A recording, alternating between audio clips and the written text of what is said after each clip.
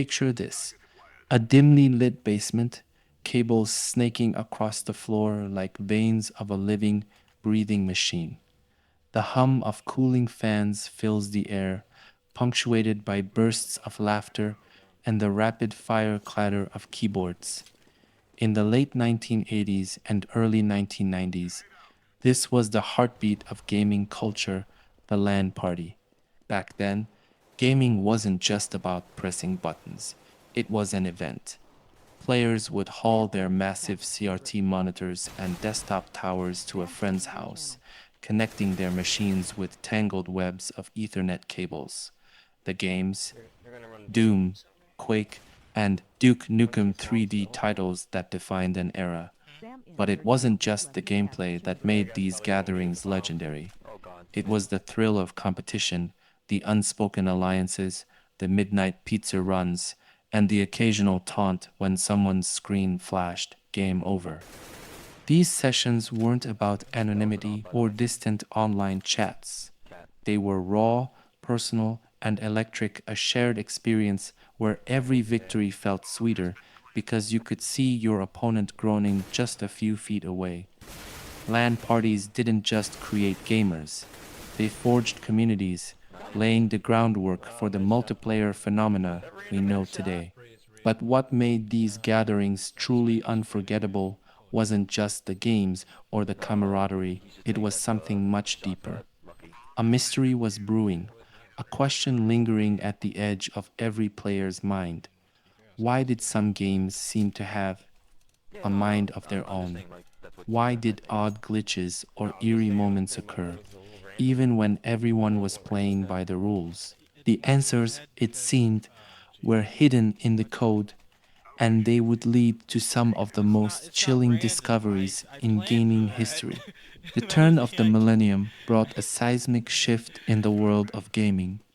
What once required tangled Ethernet cables and a gathering of friends in dimly lit basements suddenly evolved into something far more expansive and mysterious. The internet was no longer just a tool for browsing. It became a gateway into vast, virtual worlds. Games like Counter-Strike and World of Warcraft didn't just introduce new gameplay mechanics, they changed the way players interacted forever. The idea of connecting with people from halfway across the globe felt almost magical. One moment you were in your bedroom, and the next you were storming a battlefield or embarking on a quest with complete strangers who felt like lifelong friends. But with the rise of online multiplayer came whispers of something strange. Stories began to circulate on forums, glimpses of shadowy figures appearing in game, players hearing faint whispers over voice chat when no one else was speaking. Was it just a bug? They wondered. Or was something more sinister lurking in these vast virtual spaces? As online play grew more convenient, the traditional LAN party began to fade. Why pack up your rig and haul it to a friend's house when you could connect from the comfort of your own home? The once essential gatherings of friends became less frequent, a nostalgic relic of gaming's earlier days. But in the quiet solitude of online gaming, players began noticing things they couldn't explain. Matches that ended too perfectly, as if the game itself was orchestrating every move. Entire servers that seemed to come alive at night, full of players acting in eerie unison, but with no usernames or identifiable profiles. It was as if the internet had not only connected gamers, it had awakened something in the games themselves.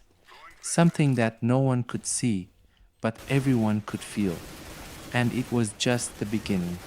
While online multiplayer revolutionized how players connected, another phenomenon was quietly taking root, one that would turn gaming from a pastime into a spectacle. In the early 2000s, whispers began spreading about players who were so skilled. They didn't just play for fun, they played for glory. The rise of esports was like the ignition of a secret revolution. Games like StarCraft, Counter-Strike, and Warcraft Roman 3 were no longer confined to bedrooms and basements. They became battlegrounds where the best players in the world competed for something more than just bragging rights. These were warriors of a new age, wielding keyboards and mice with a precision that seemed almost superhuman. The Cyberathlete Professional League (CPL), founded in the late 1990s, became the epicenter of this transformation. Its tournaments were unlike anything gamers had ever seen: grand stages, roaring crowds, and prize pools that could change lives. For the first time, gaming wasn't just something you did, it was something you watched. And the world watched in awe. But even as esports grew, there were tales that raised eyebrows.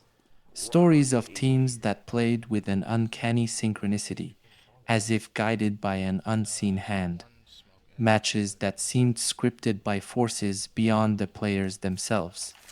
Were these moments simply the result of raw talent, or was something happening behind the scenes? Some players began to notice patterns, subtle glitches during pivotal matches, strange delays that seemed to benefit specific teams. Fans dismissed it as coincidence, but others weren't so sure. Was the rise of esports a natural evolution of gaming, or had something unnatural taken hold of the competitive scene? The arena lights may have dazzled the crowds, but in the shadows, questions lingered. And those questions would only grow louder as esports continued its meteoric rise. By the 2010s, the world of esports had erupted into a spectacle so grand it rivaled traditional sports in every sense. Stadiums once reserved for football games or rock concerts now roared with chants for teams like Evil Geniuses, OG, and SK Telecom.